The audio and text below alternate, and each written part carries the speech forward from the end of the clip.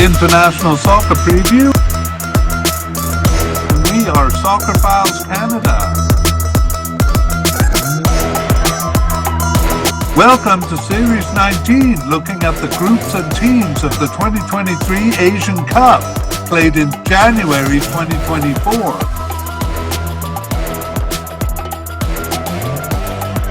This episode is looking at Group C: Iran, UAE, Palestine, and Hong Kong. Here we go. It's the International Soccer Preview by Soccer Files Canada, Series 19. I'm Kevin. And I'm Connor, and today we are looking at Group C for the Asian Cup 2023 tournament, which takes place in January 2024. And this group is made up of Iran, the United Arab Emirates, Palestine, and Hong Kong. Yeah, and we usually give some information about our past, present, and future media casts at this point, but we'll keep it short. If you want that, we'll actually direct you to the video on our YouTube homepage, which covers that information. And the address is on the screen there, and it can also be found in the show notes. Yeah, we'll just say here that a couple of series are still current. That's Series 9 on African Cup 2023 qualifying, that tournament taking place in January 2024 also, and Series 14 on Euro 2024 qualifying. And again, they can be found in our YouTube playlist and on our podcast homepage on our website. Again, the link available in our show notes. Super. Okay, and we'll also be doing a series on the players for the Asian Cup and possibly an update podcast closer to the actual tournament. Meanwhile, let's get on with this group. Yeah, so this series previews the 2023 Asian Cup history, and it features a deep dive into the history of the regional tournament for each of those teams. And we're going to cover our usual information. Yeah, so let's look at the three sections that we divide the podcast into here, or the media cast. And part one, we introduce the teams in the group. Part two, we do an in-depth team-by-team overview. Yeah, and this series features a deep dive into each team's history in their regional cup, the Asian Cup. The Asian Cup. And part three will be a comparison of the team in terms of rankings, head-to-head records, and we're going to end with a discussion of their prospects and our predictions for the group. That's right. All right, I think we can jump into it. All right, well, let's begin with part one, where we basically give an introduction of the countries. Yeah, we'll start with Iran. Yeah, sorry, Connor. Yeah, we'll start with Iran. Their nickname is Team Melli, which is the national team in Persian, also known as the Persian Lions. So Iran is one of the largest countries in Asia, and it's a bridge between the Middle East and the rest of Asia, bordering Turkmenistan, Afghanistan, and Pakistan to the east. And Iran is also fairly large in terms of population, as it has 89 million people. Okay. Second country is United Arab Emirates, or UAE. Yeah, so the UAE, their nickname is Al Sakur, or the Eagles. And the UAE is a state lying on the southern end of the Persian Gulf. It borders Saudi Arabia and Oman, and is also a near neighbor to both Iran and tournament host Qatar.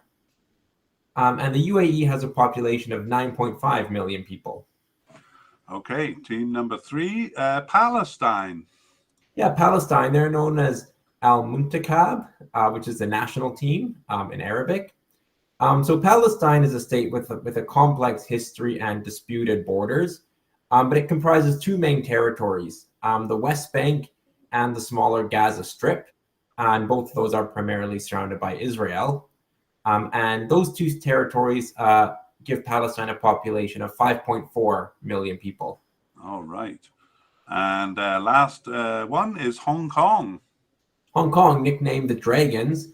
So Hong Kong is a city-state located at the mouth of the Pearl River in southeastern China.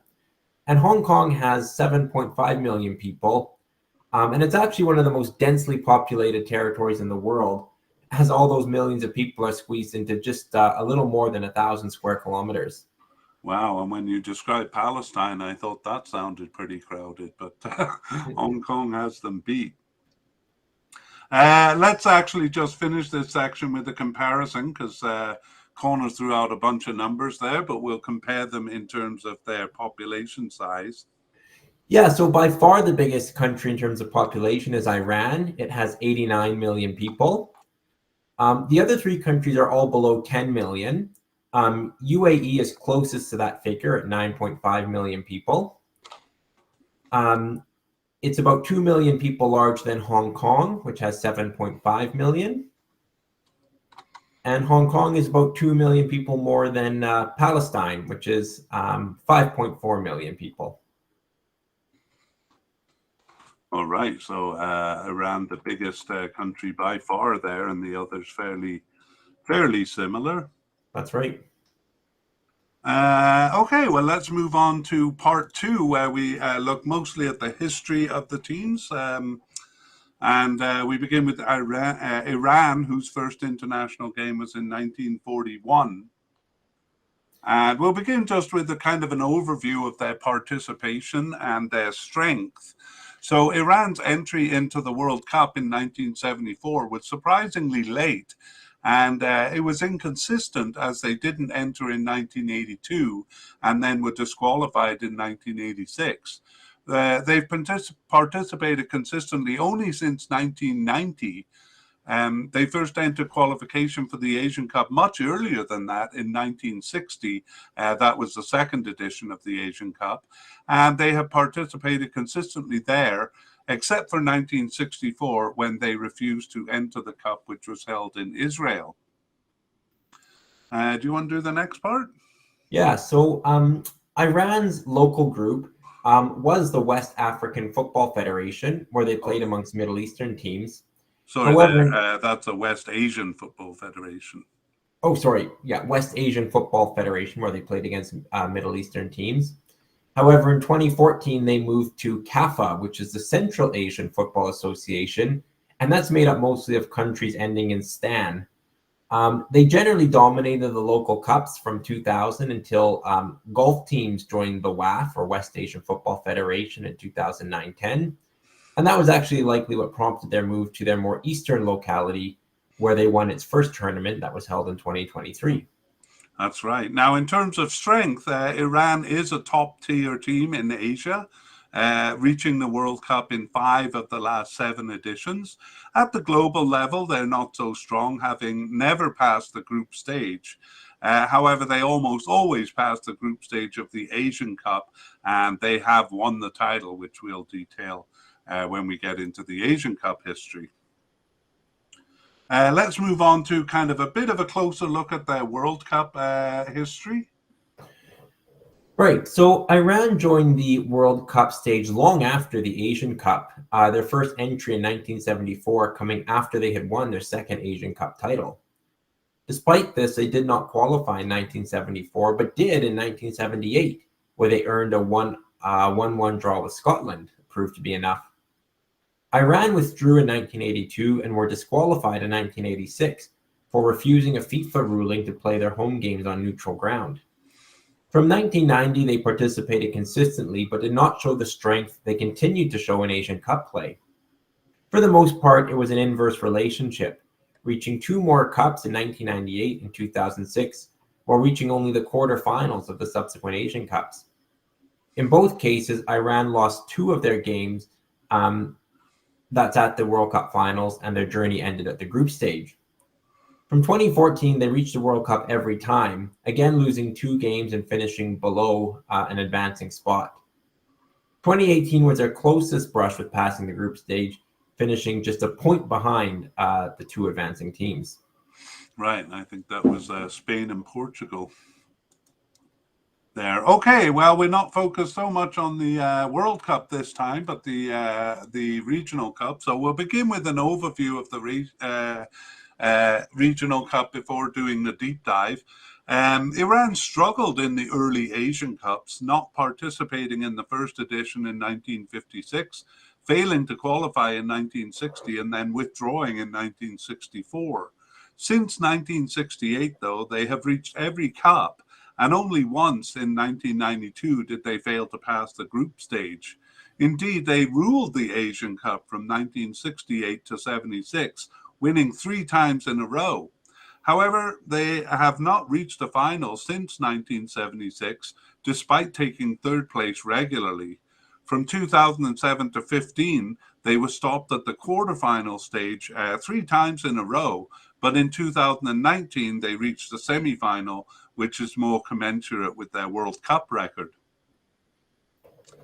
All right, that's an overview, and let's jump into the deep dive here. All right. So after a troubled start in the Asian Cup, Iran earned their first entry to the tournament in 1968, qualifying as host. The format was a 5-team round robin with no finals. They won all games and finished atop the group of what now seems a surprising collection of finalists, finishing in the following order: Burma, Israel, Chinese Taipei, and Hong Kong. Yes, 1972 was a more traditional format, though with a 3-team group stage. They won both games over Iraq and host Thailand, which led them to the semi-finals, where they beat Khmer Republic, that is now Cambodia. And then in the final, they beat South Korea to win their second title. And then they made it 3 in a row in 1976, hosting that tournament and beating China in extra time of the semi-final, and then Kuwait in the final. Yeah, successful period. Mm-hmm. The 1980 edition was hosted by Kuwait, who knocked Iran out in the semi-final, a win over North Korea, earning Iran third place. In 1984, they tied 2 of the 4 group stage games, as they had in 1980, this time to the unlikely India and Singapore, the tournament hosts. They lost to Saudi Arabia on penalties in the semi-final, and then lost to Kuwait on penalties in the third place match to finish 4th. It was also 4th again in 1988, this time losing on penalties to China, after once again falling to Saudi Arabia in the semifinals. So some unfortunate penalty luck for Iran there. Mm-hmm. Yeah, well, 1992, as we said in the overview, was their worst performance. That's the only time they failed to pass the group stage. They actually started well with a win over North Korea, and then they tied UAE. But in the third game, they lost to host Japan, and that saw them finish 3rd in the group stage and not advance. 1996 saw the tournament expand to 16 teams and included a quarterfinal round. But the result was all too familiar, going out at the hands of Saudi Arabia once again in the semi-final, even though they had beaten them in the group stage. That came down to a penalty shootout, and 8 years later in 2004, they lost to host China the same way, winning the third place match on both occasions, though. Right, and then in between in 2000, they had knocked out... they were knocked out in the quarterfinals by South Korea in extra time. And in 2007 and 2011, it ended exactly the same way. Quarterfinal losses to South Korea on penalties in 2007 and in extra time in 2011. 2015 saw them win all group stage games, and they met Iraq in the quarterfinals for arguably the best Asian Cup game ever. Regular time saw a goal for each side and a controversial second yellow just before halftime to an Iranian for feigning injury. Extra time featured 4 goals, ending with Iraq scoring on a penalty at 116 minutes and Iran equalizing at 118, as well as a fracas over a perceived dangerous foul on their keeper. It then went to penalties where each side missed their first shot but converted their next 6. Iran missed the 15th penalty, but Iraq scored their 16th to win. The drama did not end there, as Iran delayed their return home in order to pursue an appeal of an Iraqi player that should have been ineligible due to a banned substance use at club level, but the matter was dismissed by AFC. Yes, did you? I don't think you watched that game, but I gotta say that was probably one of the best games I've ever seen. Amazing, between two old rivals, nonetheless. Yeah, that's right. Yeah, which kind of added to it. They're kind of ill-tempered through all that. Anyway, that was a third quarterfinal finish during a period where they regularly started qualifying for the World Cup. But they rectified that to a degree in 2019, which we will kind of look at in closer detail in the recent tournament section. But it strikes me that we forgot to look at their local level, Connor. So we should go back and do the overview of their local level because it's pretty interesting. Yeah. So the local group, as you mentioned, was the West Asian Football Federation, originally consisting of 6 members. That was Iran, Iraq, Jordan, Lebanon, Palestine, and Syria. Iran won 4 of the first 5 tournaments from the first edition in 2000 until 2008, hosting 2 of those. In 2009 to 2010, 7 Gulf nations joined the federation, making the competition tougher. And in 2012, Iran did not even pass the group stage. In 2014, and perhaps in response to this, Iran threw their alliances east to join the Central Asian Football Association, or CAFA. That group, made up mostly of countries ending in stan, was slow in setting up their local tournaments, for senior men at least, but had their first tournament in 2023, so just this year, and that was hosted by Uzbekistan, and Iran won it. Yeah, that's right. So that kind of local area just getting underway. Although in youth and women's soccer they have been going for longer, but they took a while to get their act together for the men's soccer. Okay, let's now move on to their recent history, looking over their last tournaments, beginning with the Asian Cup in 2019. Yeah, so Iran had no trouble qualifying for the tournament, and then at the tournament, they finished top of their group stage ahead of Iraq, whom they tied on points, Vietnam, and Yemen. In the round of 16 in this now expanded tournament, they beat Oman 2-0 and then beat China 3-0 in the quarterfinals, but lost by that same score 3-0 to Japan in the semifinals. So the semifinals proving an impassable hurdle for Iran once again. Yeah, they were looking pretty good going into that game against Japan, and that was kind of a fun thing too. The first goal I think Japan got was all of Iran's defense raising their hand for an offside, with a couple of Japanese players running in behind them and getting the goal, and I think that cascaded into their loss. Okay, but at least the semifinals there was better than the 3 quarterfinal finishes in the cups before that. Yeah. Let's take a look at how they did in the World Cup 2022.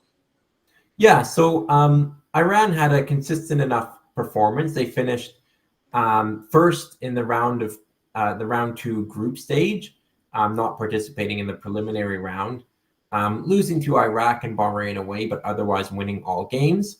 Hong Kong and Cambodia rounding out that group. In the final Asian or World Cup qualifying round, they were bested by South Korea, but those were the only points they dropped. And actually, their consistency saw them finish first in the final qualifying group, South Korea giving up their lead with the final game loss to the UAE. Mm-hmm. So that qualified them for the World Cup, which opened with a humiliating 6-2 loss to England, but they gathered themselves for a competitive game with Wales, which seemed to be headed to a goalless draw, until a red card to Wales keeper aided Iran in scoring 2 goals deep in injury time. However, a 1-0 loss to the USA in the final game saw them finish 3rd in the group stage. Yeah, I think their goalkeeper got injured early against England and maybe kind of threw them off a little bit there. But boy, that red card against Wales, Connor, what did you feel? It had to be a red card. I mean, we were partisan Wales fans, but it was just unfortunate for Wales that it turned the tide of the game against them. But, Iran kind of sensed an opportunity, so credit to them. I was hoping for more from Iran in the game against the USA, which was kind of a winner goes through. And in Yeah. fact, Iran only needed a draw in that game. But I thought Iran were a bit flat, and so unfortunately weren't able to pass the group stage for the first time. Yeah. Yeah, I've talked to a couple of Iranians about about the team, and they always seem to fall flat at these tournaments. I guess in the past, injuries has been a problem and a bit of a problem here. But as you say, like that last game against USA was a bit disappointing. Okay, well, the next tournament was actually just this year in 2023. That was the first edition of the CAF Nations Cup. How did they do there? Yeah, so they were in a three-team group stage, which they topped with big wins over Afghanistan and Kyrgyzstan, and then they met Uzbekistan in the final, winning that game 1-0. Right, Uzbekistan, the host of there.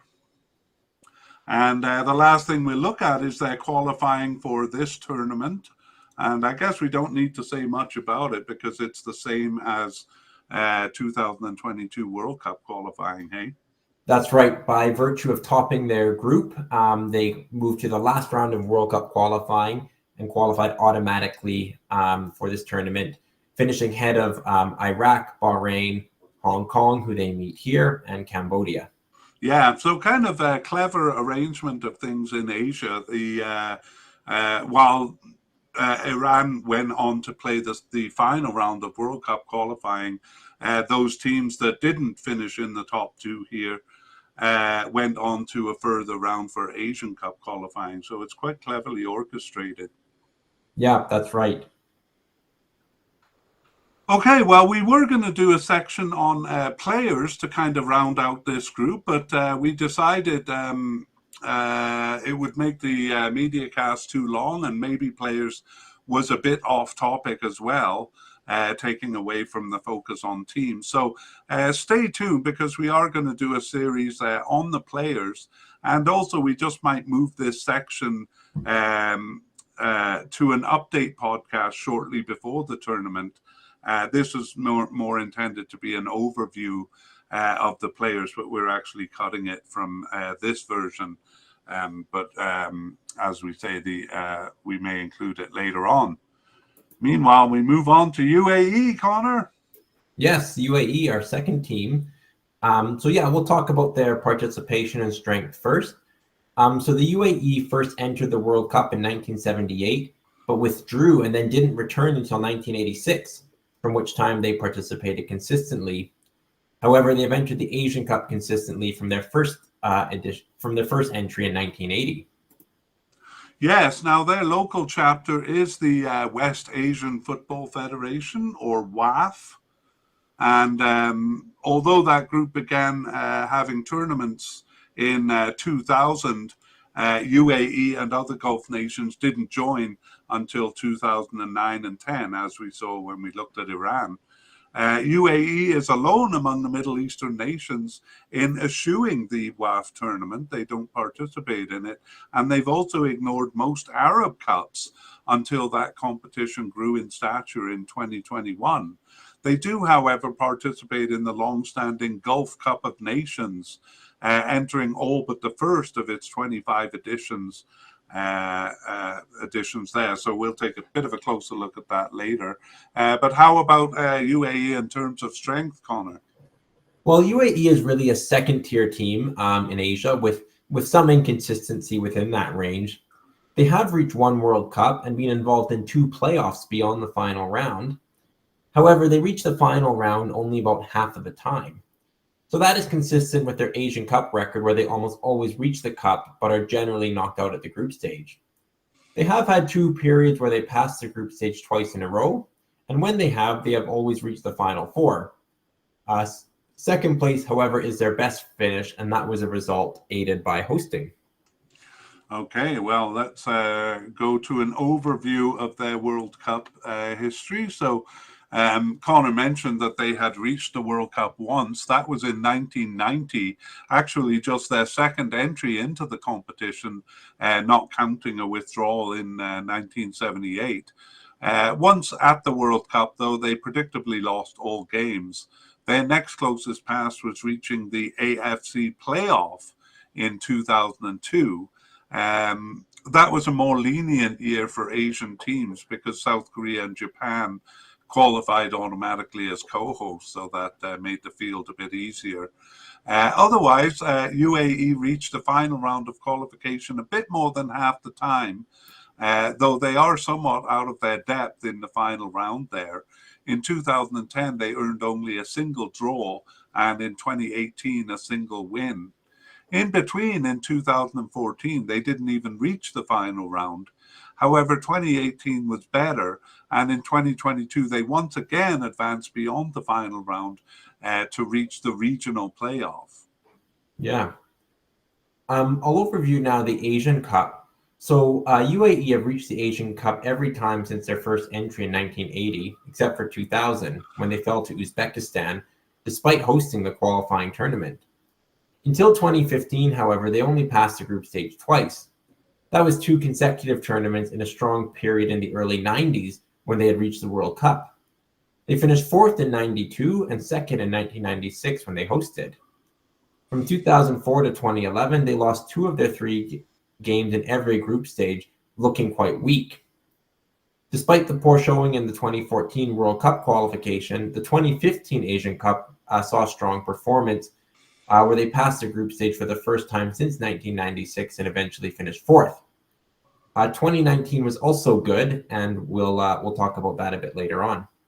We are going to do a deep dive into the finals of the Asian Cup there, but before we do that, we're going to look at the local situation here, beginning with their local group, the West Asian Football Federation, or the WAF. Yeah, so WAF originally consisted of 6 member nations, but in 2009 to 10, 7 Gulf nations joined, including UAE. They had tournaments roughly every 2 years between 2000 and 2014, and then from 2019 to be scheduled every 4 years. However, the UAE is just a nominal member at this point because, as we mentioned, they alone among the Arab Gulf nations have never entered a tournament. Right, so never entered a tournament for WAF, and yeah, pretty slim participation for the Arab Cup too. The ambivalence towards the WAF Nations Cup is perhaps because of the existence of the Gulf Nations Cup. That's a much older competition beginning in 1970, and the UAE has entered all but the first of its 25 editions, as we said earlier. They've won it twice. That was in 2007 and 2013. And besides that, they have 4 second place finishes, most recently in 2017-18. That tournament took place over the new year. They have not fared well in recent years, though, because they were knocked out at the group stage in 2019 and 2023. That is of the Gulf Cup. Do you want to tell us a little bit about the Arab Cup? Yeah, so as you mentioned, the Arab Cup is also one they usually eschewed. Sidestepping its long history, the UAE entered only one of its 10 editions from 1963 to 2012. That was in 1998 where they finished 4th. But they also entered in 2021 when the competition became a bigger event under FIFA, and there they finished in the quarterfinals. Right. Okay. Well, yeah, a bit complex with the local situation for some of these Gulf teams because they're part of 3 groups. But let's go back to the Asian Cup now, because our special focus for this series is the Asian Cup Finals deep dive. So, do you want to start us off there? Yeah. So 1980 was the UAE's first entry into the Asian Cup, and apart from the years where they hosted, there was always a qualifying competition. While that had its own drama, this deep dive focuses just on the final rounds. Yeah, UAE started competitively in their first tournament in 1980. They tied host Kuwait. However, they lost to Qatar, Malaysia, and South Korea to finish last in the 5-team group stage. 1984 was an improvement with 2 wins and a 3rd of 5 finish in the group there. And then in 1988, their only points came in the 4th game in a win over Japan, and they finished ahead of Japan in fourth place, fourth of fifth there. Yeah, still not passing the group stage though. Mm-hmm. But after reaching the World Cup in 1990, a strong period continued into the Asian Cup. 1992 saw them tie Japan and Iran, as well as beat North Korea to pass the group stage for the first time. However, they lost to Saudi Arabia in the semifinal and then China on penalties to finish fourth. UAE hosted in 1996, and despite tying South Korea in their opener, finished first in the group. It took an extra time goal to beat Iraq in the quarterfinals, the first quarterfinal stage of a newly expanded tournament, but they beat Kuwait in regular time in the semifinals. That set up a final with Saudi Arabia, which went scoreless to penalties, which they lost. So second place here remains their best ever Asian Cup result. Right, they followed that up in 2000 with their only non-qualification, but they did remain weak in 2004, earning only a single tie with Jordan and finishing last in the group stage. Unfortunately, it wasn't much better in 2007. That started with a loss to the co-host Vietnam, all games in that group taking place in Vietnam. They did beat Qatar in the third match to finish ahead of them, so finished third or fourth there. Group stage exits continued into 2011 with a draw against North Korea and a last place finish. 2014 marked their only recent years of not reaching the final round of World Cup qualifying, but actually 2015 saw a strong Asian Cup. They lost to and finished behind Iran in the group stage, but then beat Japan in the quarterfinals to face host Australia in the semis. They lost the match, but ended up beating Iraq in the third place match. And then 2019 was a good showing, but we will talk about that in the recent history. Yes, which we'll move on to, I guess, directly, because that's the first tournament we look at. So why don't you just continue on there? Yeah. So this was, again, a tournament expanded now to 24 teams. So despite an unconvincing group stage where they tied Bahrain and Thailand, they finished first, beating India. The round of 16 was unconvincing, an extra time goal needed to beat Kyrgyzstan. However, they then beat Australia in regulation time in the quarterfinal, but were no match for the juggernaut Qatar, who thrashed them 4-0 in that semifinal game. There was no third place match, but finishing in the top four, a very good performance from UAE, which they'll hope to carry on. Yes, they will, for sure. Okay, well, we'll take a look. The next tournament is actually the WAF tournament in 2019, but we've already said they don't participate in the West Asian Football Federation. So we move on to the Arab Cup in 2021. How did they do there? Yeah, so they entered at the group stage. There they beat Syria and Mauritania, but lost to eventual finalist Tunisia and finished second in the group stage behind them. That paired them with host Qatar in the quarterfinals, and they lost heavily by a score of 5-0. Qatar actually scoring all 5 goals in the first half. So like the 2019 Asian Cup, it ended with a heavy defeat by their neighbors. Yeah, Qatar really getting the better of them there. Yeah, that's a pretty interesting tournament, the Arab Cup, bringing in some of the African teams and West Asian teams there that normally don't meet each other. So it was kind of interesting to see Mauritania and Tunisia, part of the group. What do you think? Yeah, definitely interesting. Interesting to compare confederations too. Yeah.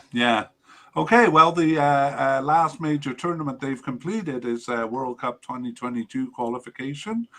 So let's take a look at that one. Yeah, so the second round group stage also was qualifying for this tournament. The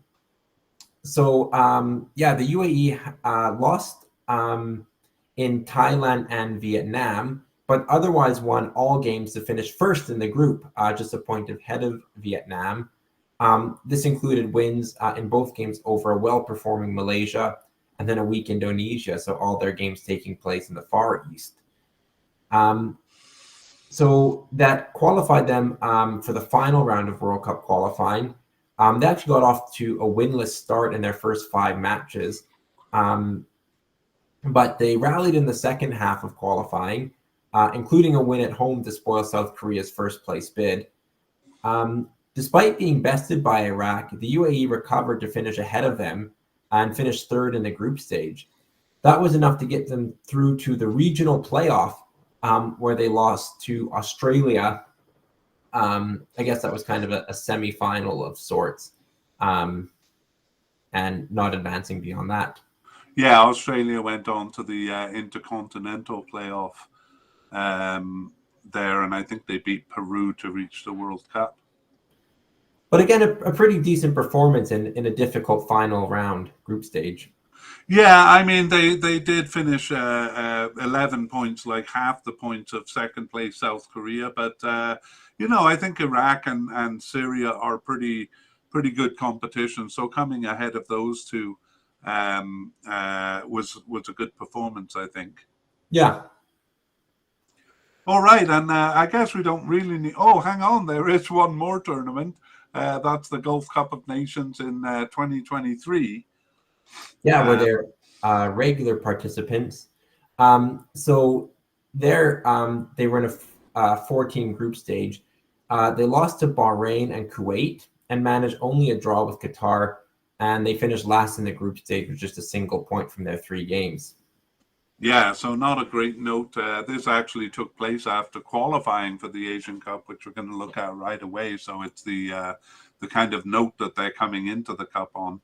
And we'll just briefly say that the qualifying for the Asian Cup was actually the 2022 World Cup qualifying, yeah? Yeah, and as you mentioned, they finished top of a group with 4 East Asian teams. That's Vietnam, Malaysia, Thailand, and Indonesia, winning 6 of their 8 games. So no problem qualifying for this tournament. Right. So their battles will come in the tournament. Again, we were going to do a section on players, but we've decided to leave that off until an update podcast, and we'll move on to our third team, Palestine. And we'll begin with a look at their participation and strength. So take it away. Palestine is a relatively new team to major competitions, entering their first Asian Cup in 2000 and their first World Cup in 2002. They participated consistently, although in 2011, they didn't enter the Asian Cup but switched to the AFC Challenge Cup, which is kind of a second-tier tournament. Curiously, they failed to show for 2 individual games in rival Singapore in 2007 and 2010, purportedly due to travel problems, but they were deemed to have completed those qualifications. Right, and their local zone is also the West Asian Football Federation, or WAF, but they were one of the 6 original members there.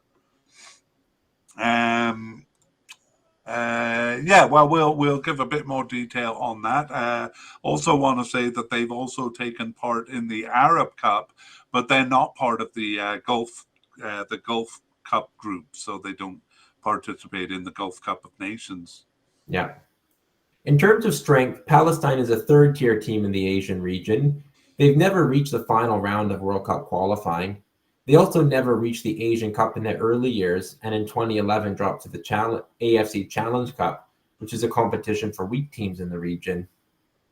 But winning that cup in 2014 earned them passage to the Asian Cup in 2015. They have reached the 2 cups since then, thanks to its expansion to 24 teams, which affords entry to some 3rd-tier AFC teams. Right, and we are going to take a look at that AFC Challenge Cup. It's an interesting and maybe not that well-known tournament, but a clever move by the AFC to give weaker teams some more exposure. But we'll get to that soon, and we'll take a look at their World Cup in overview here. So, World Cup overview, Connor. In Palestine's first World Cup entry in 2002, they proved competitive, coming 2nd in the semi-final round, but that was as close as they would ever come to the final round. They finished 3rd in 2006 and did not even reach that round in 2010 and 2014, knocked out in preliminaries by fellow third-tier teams. A change in the structure from 2018 had them receiving a bye to the semifinal round, a group stage, and their competitiveness improved, stealing points from stronger teams. However, third place finishes in the groups of 5 still left them well short of reaching that final World Cup qualifying round. Right. And we'll take a look at the Asian Cup in overview here. And that for Palestine includes the AFC Challenge Cup. We'll explain how that works here. So they were a fairly weak team in Asian Cup qualification in the early years, but actually not so weak that they really belonged in the AFC Challenge Cup when it was created in 2006. And it actually wasn't created nominally for the weak teams. The AFC said it was created for the developing teams in the Asian region, or teams in need of development is the actual quote. So oddly, Palestine alone participated in both the AFC Challenge Cup and in 2007 Asian Cup qualification. However, they didn't enter the 2011 Asian Cup. Nevertheless, they struggled in the Challenge Cup, and it did seem to help them develop. After not qualifying in 2010, they finished 4th in 2012 and then won the tournament in 2014. And that win actually qualified them for the 2015 Asian Cup. That was the kind of the reward for the winner of the AFC Challenge Cup. They lost all 3 of their games there in 2015, but they continued to improve. But they did become kind of too strong for the AFC Challenge Cup from that point. They challenged second-tier teams at the game level, but not really at the campaign level. They earned enough points, though, to qualify for the expanded Asian Cup from 2019. And we'll take a look at that cup when we get to the recent section. So there we go. What do you think of the AFC Challenge Cup, Connor? I think it's a great idea. I think we've seen Asia, or AFC, has a lot of good innovation for finding ways to include second-tier teams, not just having them eliminated and kind of sitting doing nothing, but actually finding ways for them to participate through kind of an interesting qualification for the Asian Cup, but also this Challenge Cup. It does provide good opportunities, so I like it. Yeah, they kind of led the way with that, after past tournaments. Weaker teams would just have one preliminary or 2 preliminary games, and then they'd be out of the cup. But they found ways to handle it, and then I think the rest of the world kind of followed their lead there. Okay, let's take a look before we do the deep dive into the finals. Let's take a look at the local cups. So we said that Palestine is part of the West Asian Football Federation, and how have they done there? Well, the same progress that they kind of have made in the region generally is evident in their in the WAF federation. So Palestine finished last in the group stage in 3 editions from 2007 to 10, then 3rd in 2012, then 2nd ahead of Saudi Arabia in 2014, and 2nd behind host Iraq in 2019. So the feat is more impressive considering the tournament became tougher with the infusion of Gulf teams since 2010. So some positive performances there.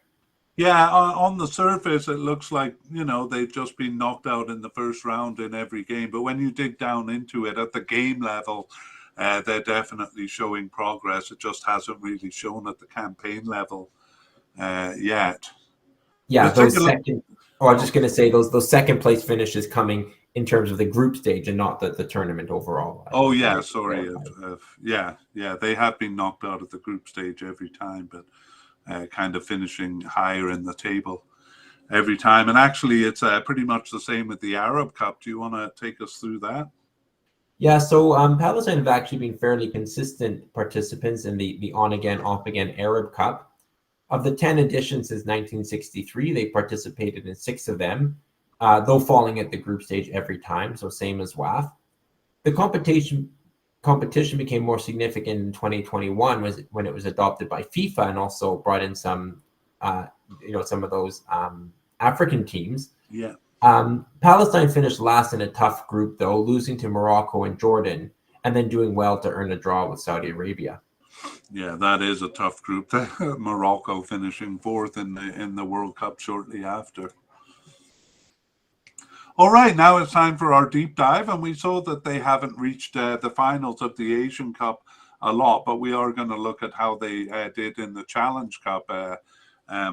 So it would take until 2015 to reach the Asian Cup finals, but their progress towards their regular recent qualification can be tracked through that AFC Challenge Cup. So the first edition was in 2006, and that saw them stronger than Guam and Cambodia, who they easily beat, but not much stronger than Bangladesh, who they tied in the group stage. But they nevertheless won the group and then lost to Kyrgyzstan in the quarterfinals there. Unfortunately, they withdrew in 2008. But in 2010, they failed to qualify, which marks their lowest point in their regional cup history. That said, the tournament seemed to do its job of developing teams, and Palestine not only qualified in 2012, but again won the group stage, suffering only a draw with Turkmenistan. North Korea, however, proved too strong in the semifinals, and then they lost to an improving Philippines to finish fourth. But they rectified this in 2014, winning the title. They beat Kyrgyzstan on an injury time goal in the group stage opener and beat Myanmar, but in their usual pattern, tied one of their games. It was Maldives in this edition, but it didn't stop them from finishing atop the group. A win over Afghanistan in the semifinal and then over the Philippines in the final earned them the title and passage into the 2015 Asian Cup. So it is a tale of steady improvement for Palestine. Yeah, and it's kind of interesting to see them performing against some of these weaker teams that we don't get to see that much. So I like the AFC Challenge Cup. It gives us kind of insight into the weaker teams. However, in 2015, they joined the stronger teams. And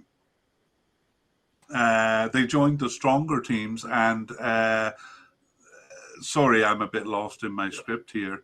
Yeah, basically that 2014 win qualified them for the 2015 Asian Cup. So maybe you want to talk about how they did in the Asian Cup there that year.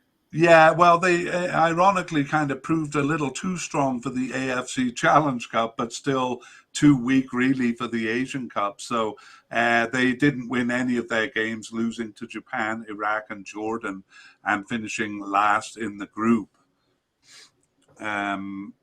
However, they did qualify again for the 2019 Asian Cup, and that brings us into our recent tournament. So we'll take a bit of a closer look at that tournament. Do you want to take that? Yeah, so in terms of qualification, they finished third in a 5-team group.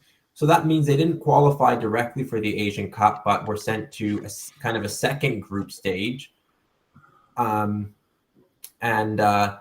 There, they finished level on points with Oman, ahead of Maldives and Bhutan, and that brought them into the 2019 Asian Cup. Once there, they started with a draw against Syria, then lost to Australia, and finished with a draw with Jordan. So they only lost one of their 3 games, but their 2 points left them in third place, so unable to pass the group stage. Yeah, but continued improvement, having lost all games in 2015. I think 2 ties is pretty good here. Yeah, I agree. Right, and against second-tier teams too. Let's look at their last local cup, the WAF Cup in 2019, and how did they do there? They actually put in a pretty good performance. They beat Yemen and Syria, tied Lebanon, and then lost to Iraq.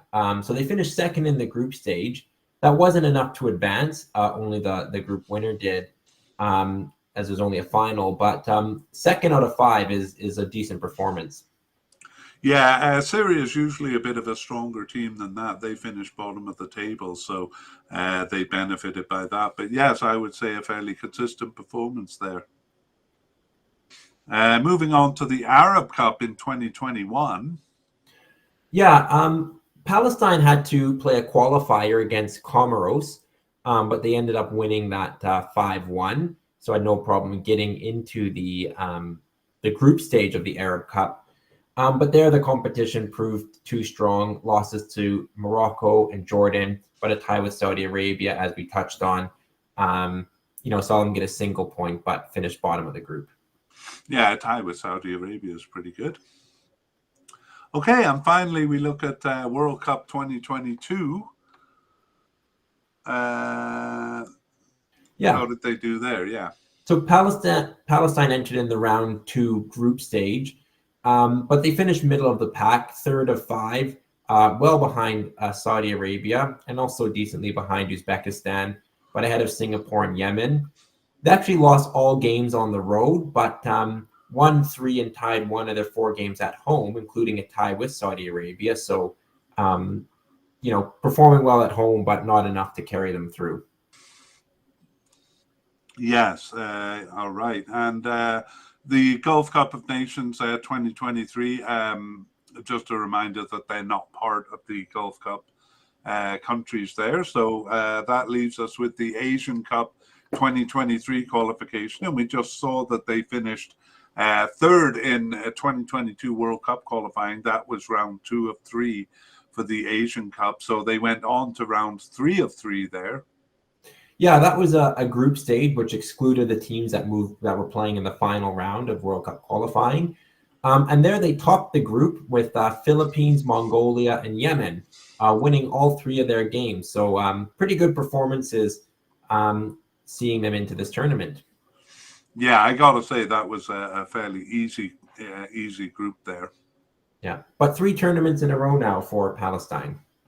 Yeah, that's a good record, and it looks like a lot of third-tier teams, or the qualifying competition really comes down to maybe a couple of second-tier teams that have poor years, and then a couple of third-tier teams that have good years, and that's what Palestine did here.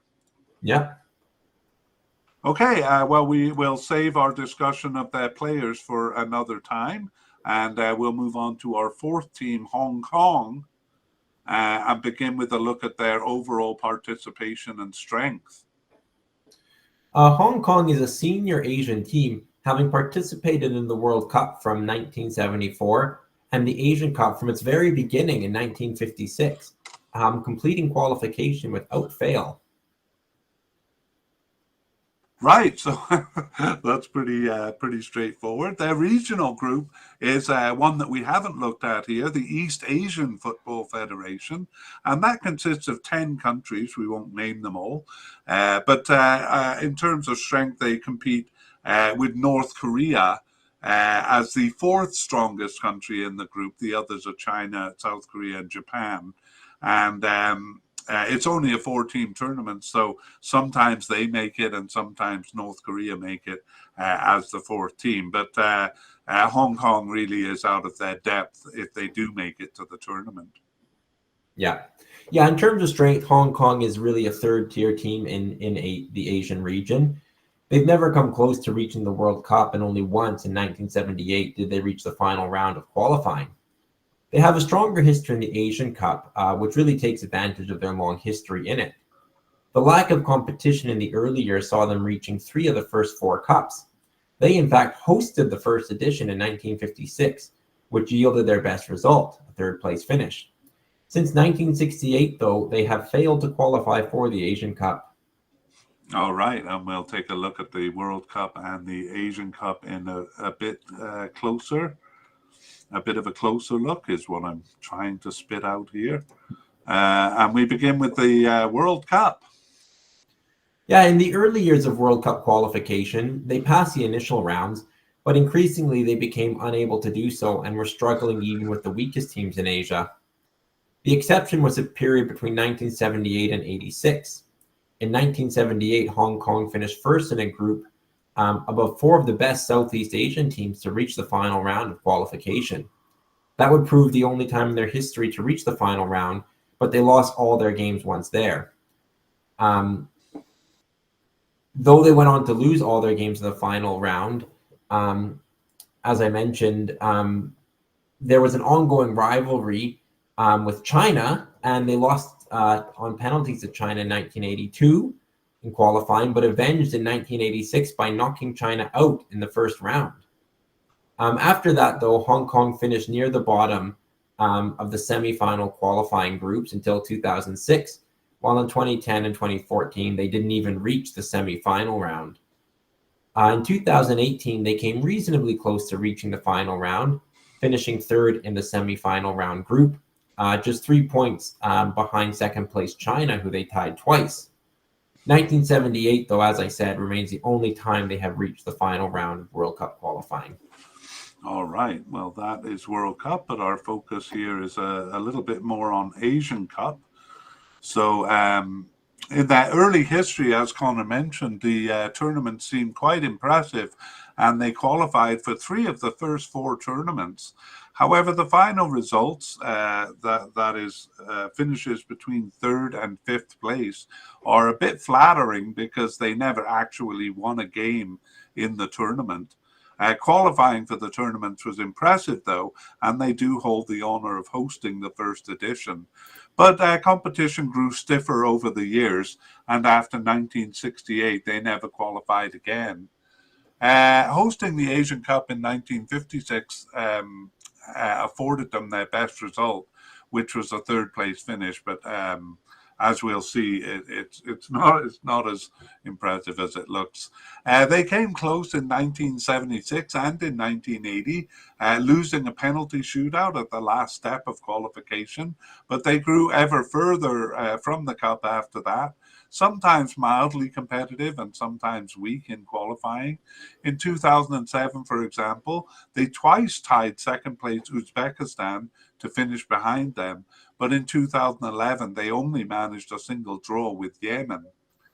The expansion of the competition from 2019 gives them a better chance, but that year, as we'll see, saw them in a tough qualifying group. The competition was far milder in 2023, allowing them to finally return to the Cup. And I'll just make a quick note, Hong Kong was eligible for the AFC Challenge Cup as a team in need of development. So we looked at that tournament when we looked at Palestine, but they actually refused to join that tournament. They probably would have done well at that level, but as I said, they made the decision to not enter. So before we do our deep dive into the Asian Cup finals, we'll take a look at the local cup here. Do you want to take that away? Yeah, so this is the East Asian Football Federation. South Korea, Japan, and China dominate this region, and as you said, Hong Kong and North Korea compete as the 4th strongest team in the region, with other teams like Taiwan, Mongolia, and Guam proving far too weak to reach the 14 Cup. Hong Kong has beaten out North Korea to reach the Cup in 4 of its 9 editions since 2003, but once there, though, they're out of their depth and have finished last every time. Right, okay, and that's it. So we'll go to the closer look. As we said, in the early years, they were pretty successful. So here goes our deep dive. In 1956, they were hosts of the Cup, and that allowed them to sidestep. Guess how many teams, Connor, qualifying for the first Asian Cup? Oh, I haven't a clue. Okay. I was surprised. 19 teams entered qualification there. Maybe more than I thought. Yeah, I was surprised. And anyway, they sidestepped all of that because they were the hosts and one of the 4 teams in the final tournament, just a 4-team tournament there.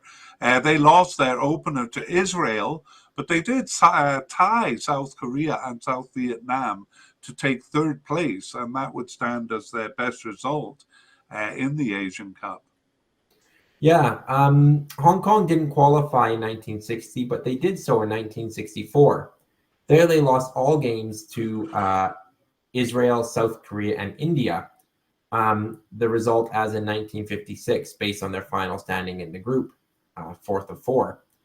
In 1968, they qualified impressively, but once again seemed out of their league in the tournament, even though 2 of the 5 teams were Burma, now Myanmar, and Chinese Taipei, who are currently among the weakest teams in Asia and actually weren't much better at the time. They tied Chinese Taipei, but finished 5th of 5 behind them. Yeah, I'll just clear up maybe a confusion here that Chinese Taipei is really Taiwan, but I think FIFA sticks with Chinese Taipei because China feels that Taiwan is more like a province, and FIFA doesn't want to offend them, so they retained the name Chinese Taipei. Yeah, so I guess that wraps up Hong Kong's history in the finals to this point. They haven't qualified since. However, a new chapter begins with their successful qualification to the tournament in 2023 after a gap of 55 years. So Wow. welcome back, Hong Kong. Yeah, definitely. Okay, well, we will look at, even though they didn't qualify in 2019 in our recent tournament history, we're going to start with that and see how close they came.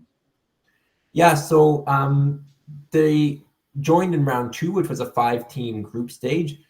They finished in the middle of the pack behind Qatar and China, but ahead of the weak Maldives and Bhutan. That qualified them to a third round of qualifying, another group stage. But there they finished 3rd of 4 behind Lebanon and North Korea, and only ahead of Malaysia. So that wasn't enough to qualify for the tournament. Yeah, a pretty tough grouping when you look at the other groups in round 3 of 3, because as you pointed out earlier, none of the top teams take part in round 3 of 3. They qualify automatically in the previous round, so a tough group there. Let's take a look at World Cup 2022 qualifying. Yeah, so they actually weren't one of the bottom-ranked 12 teams that play in the preliminary round, so they joined in the round 2 or semifinal round group stage. They performed kind of typical of the 4th-seeded team in the group, losing all their games to Iran and Iraq, doing well to seal a draw from Bahrain, which actually spoiled their campaign, and then getting a draw and a win against Cambodia. So as expected, they came in as a 4th seed and finished 4th in the group. So not enough to qualify for the final round. That's right. Okay, in the local cup, we have said that they're a bit out of their league if they do make it to the final round. So they did well to make it to the final round ahead of North Korea in 2022, but they lost all games once there to the usual customers there, Japan, South Korea, and China. So yeah, little chance of winning the cup there. And we'll take a look finally at the qualification for this cup. Yeah, so I mentioned they finished 4th of 5 in the World Cup 2022 group stage, round 2. So not enough to go to the final round of World Cup qualifying or to qualify for this cup automatically, but good enough to take them to the round 3 qualifying tournament. There it was again a 4-team group stage. And here they beat Afghanistan and Cambodia, and then lost to India in their final round, in their final game, but nevertheless finished 2nd in the group and qualified on that basis. Right, yeah. So a bit of an easier group here than in 2019 qualifying, but a bit of a bad note to go into the cup on with a heavy loss to India, which will probably be one of the weaker teams in the Asian Cup. Yeah.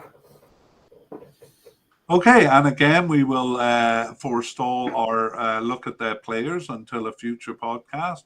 And that brings us to the end of part 2 and the history of the teams, and on to part 3, where we do a bit of comparing and then have a discussion about the prospects of these teams. So our comparison actually starts with the pot orders and the ranking. Yeah, so the pot 1 team is Iran. They're actually the 2nd highest ranked Asian team coming into this tournament. We'll get into their rankings shortly, or should we do that? Should we do that now? No, maybe just go through the pots and then. Sure. So Iran, it was a pot 1 team. UAE is a pot 2 team. There were 6 teams in pot 2, actually, in each of the pots, and UAE were 2nd, so fairly high up in pot 2. Palestine came from the middle of pot 3, and then Hong Kong were in pot 4. and actually are the second lowest ranked team in the tournament, only Indonesia behind them. Right. So Hong Kong, they're the weakest team in pot four, but facing teams that were ranked third or higher, third of six or higher from the other parts. So a bit of an uphill battle for Hong Kong there. Yeah, tough group stage for sure. Okay, let's take a look then at the FIFA and ELO rankings. We've said on the podcast many times that we actually put a bit more faith in the ELO rankings, but we'll look at them both. Yeah, the two rankings are pretty close for Iran, who are 22nd in FIFA and 26th in ELO. They've kind of moved up kind of over the past decade when they were 67th in FIFA and as low as 42 in ELO, and kind of have spent a bit of time in the 30s and 20s, probably a slightly higher ranking now than in past couple of years, partly because of a respectable showing in the most recent World Cup. Yeah, I mean, they definitely have become more consistent in World Cup qualifying, and we saw that they had 3 quarterfinal finishes in the Asian Cup, which was a bit of a disappointment until they reached the semi-finals in 2019. So a bit of upward progression for Iran, I would say. Yeah. How The about UAE Yeah. are 72nd in FIFA and 91st in ELO. 72nd probably matches their 10-year average in FIFA, but 91st in ELO actually has shown them kind of come down a little bit. They're kind of generally, in the 80 to 90 range, but 91st a bit lower. A decade ago, they were 52nd in ELO, so it's a drop since that time. Yeah, definitely. I mean, hosting the Asian Cup in 2019 helped, but they've been fairly hot and cold, especially we saw they don't participate much in the local tournaments other than the Gulf Cup. So, um, yeah, not great results lately. In terms of Palestine, we've kind of put together a story of steady improvement, and it actually shows in their rankings. They're 96th in FIFA and 97th in ELO, and in both systems, they've shown steady improvement from 137th and 138th over the past 10 years. So slow and steady, but above 100 now, which is good for them. Yeah, and kind of interesting, like just 6 points behind UAE in the ELO rankings. That's 24 points in the FIFA rankings. Which do you consider more accurate there? I guess we'll talk about that in our discussions, how close we see these two teams. I maybe favor FIFA here though, but I'm not sure if you agree. But we'll get into Well, that. I think you're right. I'm jumping the gun a little bit, trying to engage you in discussion already, but let's move on to the rankings and have that discussion a bit later. Yeah, so the last team is Hong Kong. They're 149th in FIFA, but 170th in ELO. It's kind of where they've been recently. They've actually fallen a little bit from where they were, kind of 5 or 6 years ago, but pretty steady. They're always kind of around that 140 mark in FIFA and 160 to 170 in ELO, or at least have been for the last decade. So no real movement for Hong Kong. Yeah, that's right. Okay, well, it's on the screen for YouTube watchers, but for listeners, we'll maybe just summarize. Beginning with the FIFA rankings, we have Iran at 22, UAE at 72, Palestine at 96, and Hong Kong at 149. So a lot of separation among the teams there. Do you want to summarize ELO? Yeah, so ELO mostly agrees. It's 26 for Iran. UAE and Palestine are much closer though, 91st and 97th. So like you said, a much smaller gap.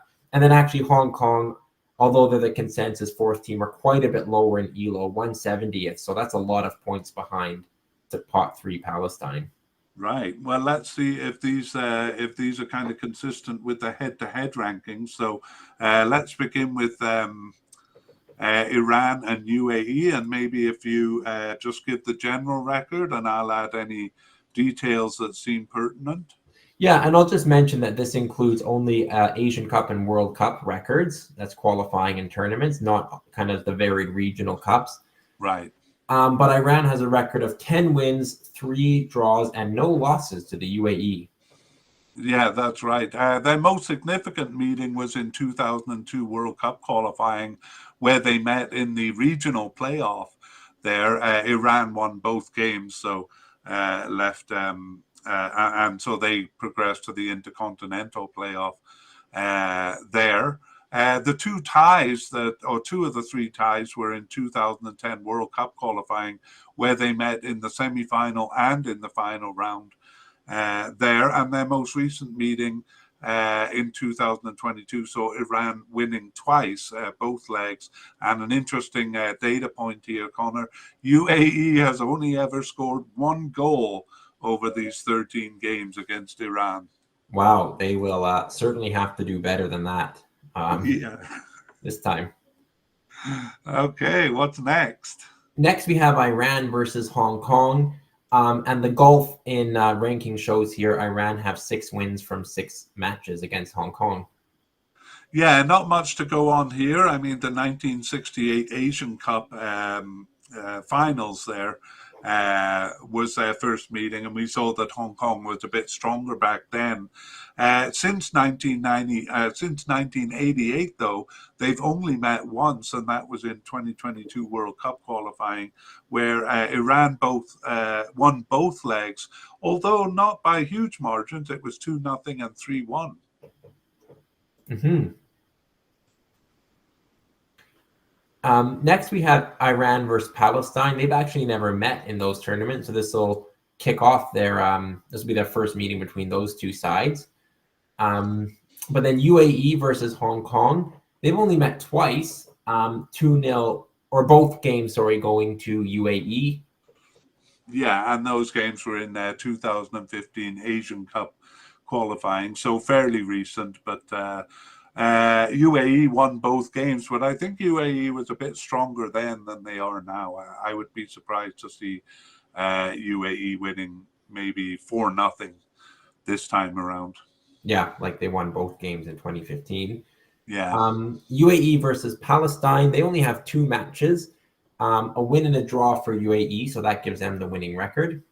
Yeah, and that was fairly recent. That was in the semi-final round of 2018 World Cup qualifying, and actually, yes, in the away leg there, UAE only managed to tie Palestine, but won at home. And then Palestine versus Hong Kong, they actually met in 2002 World Cup qualifying, which was Palestine's first kick at the can. But Palestine had a win and a draw over Hong Kong. Yeah, so they hold a superior record in the head-to-head, but we can't really read much into that because it was so long ago.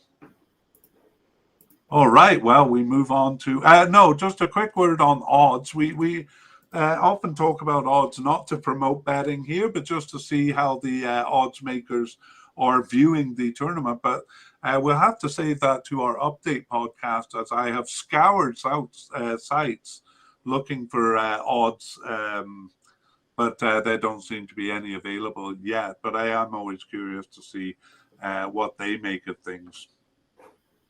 So that brings us on to the discussion part and our discussion about the prospects of these teams. We usually kind of start by whether we agree or disagree with the odds, but maybe we'll go with the FIFA rankings here that have them separated by a lot. And do you see it that way? The teams are pretty much 1, 2, 3, and 4 according to pot order, or do you see a challenge in here?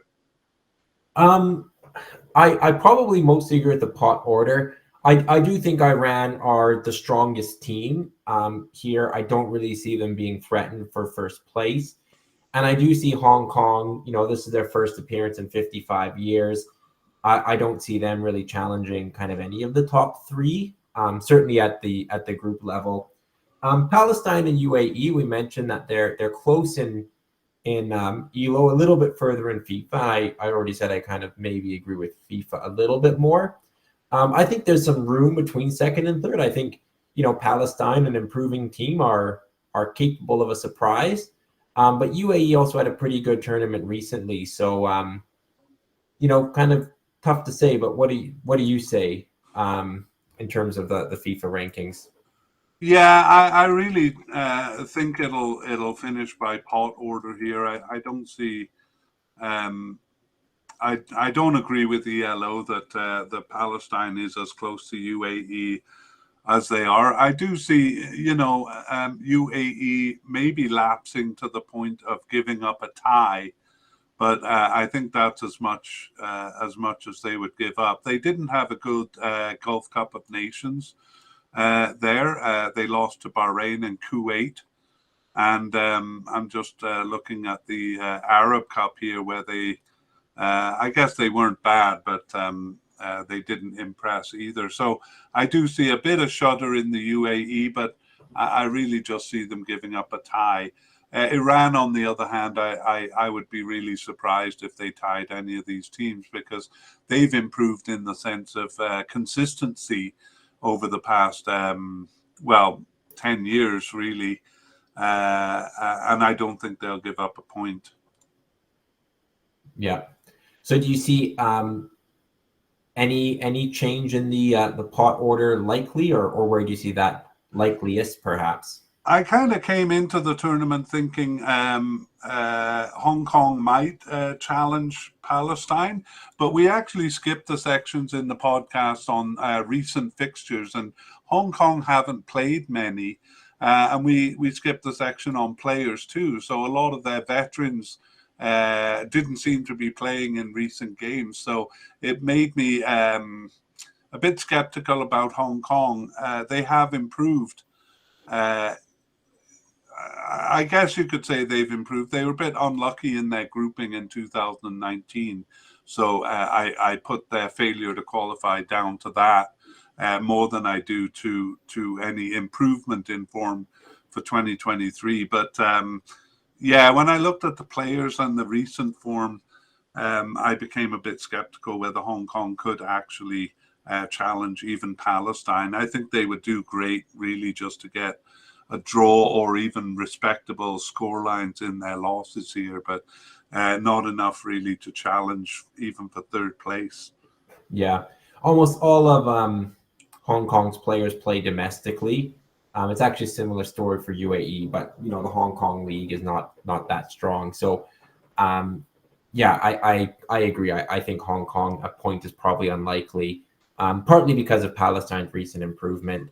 And then I would probably agree with you that the UAE, not enough to challenge Iran, but probably should be ahead of Palestine in this group. Yeah, I mean, it is true that UAE's players all play domestically, but I think the reason for that is they get paid well in the UAE, so they don't really have any motive to leave and play in outside leagues. They're a bit unique that way, but Saudi Arabia and UAE, I don't think they really have ambitions to get players onto teams in Europe, even though that would add a bit of status to the player's resume, just because they get paid well at home, probably couldn't get paid as well outside their country. Whereas Hong Kong, it's more of the players aren't really good enough to play outside. But I didn't mean to bring this down to players. Though in terms of the team's history, I think it's pretty much according to the pot order, and I think at best we would see a tie. I'd be very surprised to see, for example, Palestine beat UAE or Iran or one of the lower teams beating one of the stronger teams.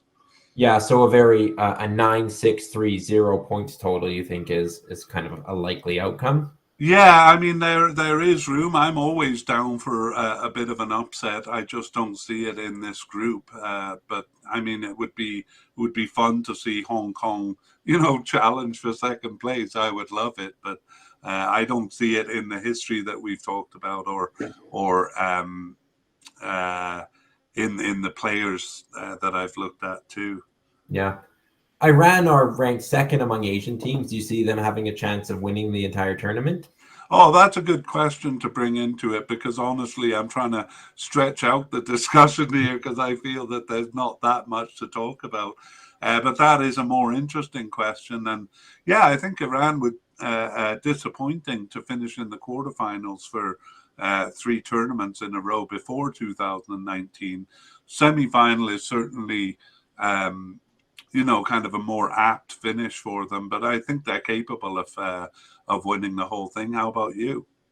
Yeah, I think, they have a shot at it. I mean, they won 3 tournaments in a row, but not since. I think kind of Iran, their World Cup consistency and performances kind of show that they are one of the top tier teams in Asia, and it's been a long time for Iran. They're kind of due a win. So, they've got good players. I think they've got a strong team this year. I think there's no reason why they kind of couldn't go all the way. I agree. I mean, I think they finished first in the final round qualifying of the World Cup the last two, maybe even three times, and it's a bit hard on them too that they haven't passed a group stage of the World Cup. A bit unlucky there. True, a bit flat in 2022. Really, they were very close in 2018. So I think they are at the level of Japan and South Korea in this region, so they could take the title. Yeah. UAE, had a really good 2019 where 2019 Asian Cup. They got all the way to the semifinals there before heavy loss to Qatar. I probably don't see them getting past the getting as far this time, but they'll be they're playing very close to home, which could be a bit of an advantage. But yeah, I see Iran. They're really the only kind of top first tier team in this group, and I think really the only team with a realistic shot at going kind of far or all the way. Yeah, I mean, if I do see potential for a lapse here, I would put it to UAE. I mean, they were host of the tournament in 2019, and then they haven't looked that great since, especially in the Gulf Cup. There, I'm not sure whether they send their best players to the Gulf Cup, but I think they do. Mm-hmm. The other thing, Connor, too, is that 4 of the 6 groups will have a third place team going through. So I think, maybe Palestine snatching a tie off UAE or even Hong Kong could see them through in first. Do you think that's possible? I think a team would need more than 3 points. 3 points would probably get some teams through. Yeah. If they beat Hong Kong by a decent margin and kind of keep the scores low in their other games, that gives them a shot, and maybe that would be their, a bit of a name. I'm sure they would like to tie UAE, but I think maybe they could get through with 3 points and a decent goal differential. Yeah, that's going to be tough against Iran. I don't see any of the teams. We saw that UAE has only scored 1 goal over their 13 games against Iran, so it'll be that much tougher for Palestine and Hong Kong. They probably won't give up a goal. Iran is Iran a team that runs up the score? I'm not sure. They're capable of it. They're capable of it in this group, and I think might want to lay down a marker. Yeah, you make a good point. I mentioned UAE getting to the semifinals in the last cup, but of course that they did have home field advantage. I think Iran are a cut above the other teams. Yeah, and are capable of 9 points.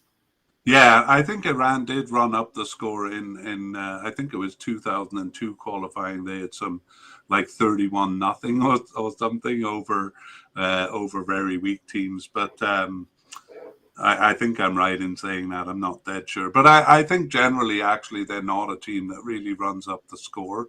So it's possible for a third place team to go through here, even if they do just get 3 points. But I'm sure Palestine and even Hong Kong will be really pushing for a tie against one of the top teams to get that 4 points. Yeah, just a footnote in 2022 World Cup qualifying, which is also qualifying for this tournament, they put 24 goals past Cambodia in 2 games. So they showed no restraint there. Okay, well, that pretty much answers my question. I was going back 20 years, and I just needed to go back a year. Well, if that is the case, then that may make the goal differences too big for one of those teams to qualify as a third place team. Yeah, because goal difference probably is a big factor there. Yeah.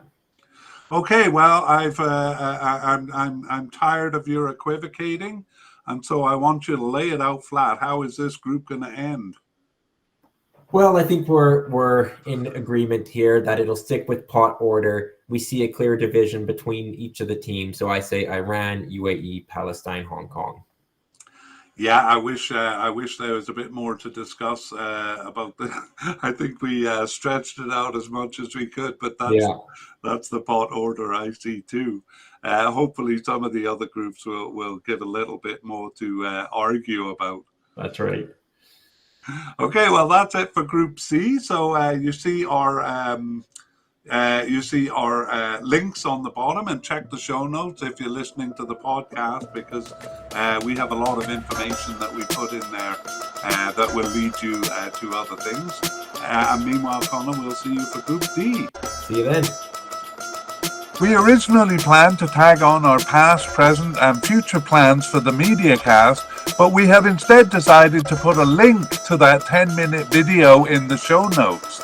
It covers what we're working on and what we plan to do over the next 9 months.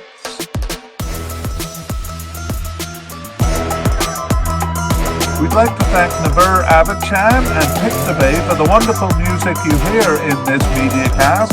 The title is called Arabic Trap.